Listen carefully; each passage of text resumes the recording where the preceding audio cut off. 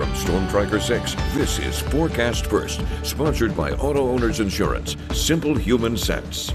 It is foggy out there this morning. This fog has set in just the past hour. And on our Grand Ledge camera, you can see you can't see Grand Ledge. Instead, we're just dealing with some dense pockets of fog that are really dropping visibility quickly. It's down to 1 mile visibility in Lansing, 1 3/4 of a mile in Charlotte, and these numbers are going to continue to be adjusted as we get the data in.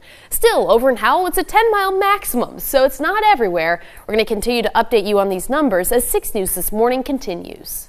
WLNS is here for you, celebrating 75 years of bringing you the news with 6 News This Morning.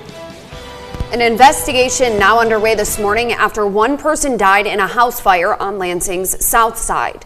Good morning. Today is Wednesday, August 13th. I'm Megan Vaselli. Good morning. I'm Kirk Montgomery. 6 News is here for you now with this morning's top stories. The fire started yesterday afternoon inside a home on Continental Drive, which is near Averill Elementary School. When fire crews arrived on scene, they learned that somebody was still inside. Fire officials tell 6 News they got to the home within 3 minutes of the initial call, and already it was filled with flames. They worked quickly to try to get the fire under control and rescue the person inside. However, 6 News has learned they died at the scene. Now investigators are trying to figure out how the fire started in the first place. We'll update you as soon as we have more information. Jackson police continue their search this morning for the man they believe shot and killed 18-year-old Mia Sims.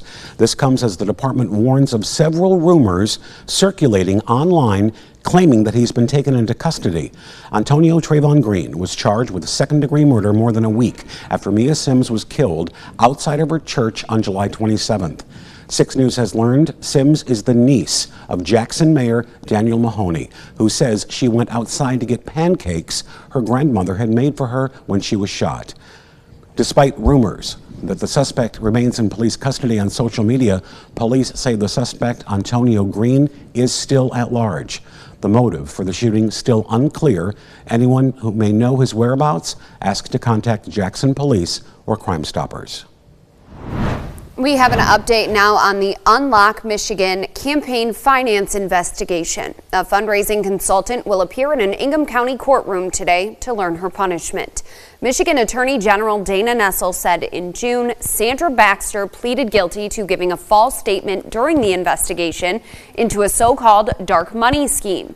It stems from a 2021 complaint accusing a nonprofit of funding the Unlock Michigan ballot initiative, a violation of the Michigan Campaign Finance Act. The lesser charge, which Baxter pleaded guilty to, carries a penalty of up to 1 year in prison and/or a fine of up to $2,500. A jury finds an Ingham County attorney guilty of multiple charges stemming from a child porn investigation. Jurors found Christopher Wolf guilty of child sexual abuse activity, accosting a child for immoral purposes, and 2 counts of using a computer to commit a crime. The trial came following an investigation by the Michigan State Police, the Lansing Police Department, and the MSP Internet Crimes Unit against children. Wolf is scheduled to be sentenced now on September 8th. The White House juggling major domestic and international issues this morning. One of those involving the deployment of federal troops in the nation's capital as part of the president's efforts to curb crime within the city. Meanwhile, as Jared Hill reports, the Trump administration is curbing expectations ahead of Friday's meeting between the president and Russian President Vladimir Putin, now describing the meeting at a military base in Alaska as simply a listening session.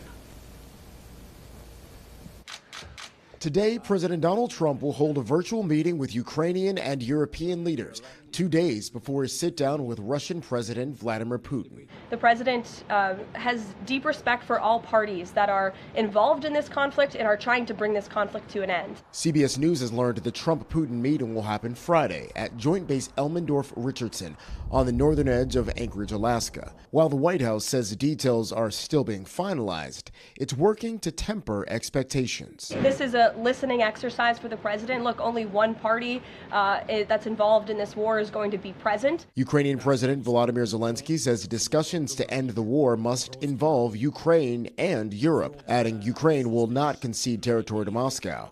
He also warned Russia could be planning a new military offensive. The White House says the eventual end goal is to get Putin and Zelensky together to hammer out a peace deal. All this as in the nation's capital, National Guard troops joined nearly 900 federal agents and officers posted around the district as the Trump administration defends its federal takeover of Washington, D.C. I think the president made the right call on it, cracking down on crime in D.C. While some D.C. residents acknowledge a history of violence in parts of the district, they're skeptical this is the solution. Some people might be scared or something, but that's too much. We don't need troops in the city. According to the Pentagon, National Guard troops are not expected to make arrests. Jared Hill, CBS News. From Storm Tracker 6, this is Weather on the Sixes, sponsored by Auto Owners Insurance. Simple human sense. You can really see the fog now behind the Capitol Dome, and we are seeing some dense pockets of fog all around Lansing and mid-Michigan. Now, our Lansing sensor is in a more open spot, so visibility has dropped to around half a mile. In more urban areas, it might not be as bad, but just know if you're driving around the area this morning, you could encounter dense fog. Over in Howell, it's at the 10-mile maximum, so you could just as likely see areas of clear air. Still, all of this is going to eventually clear up, and we'll see sunshine today as our wind picks up a little bit and our temperatures warm up. At the moment, we have fairly calm winds in many spots, so that's allowed this fog to settle in.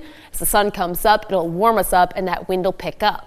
Temperatures are starting the day in the upper 60s to low 70s, so cooler than yesterday at this time, and that's going to actually affect our high temperatures this afternoon.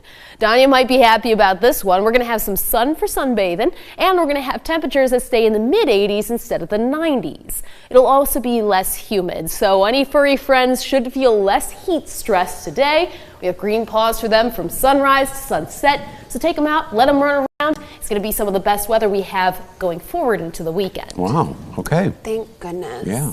We need a nice weekend. Yes, we do. It'll be hot, but it'll be nicer. Okay, Fine. thank you. I'm good with it. Are you? I'm good. Good. You know what else is good?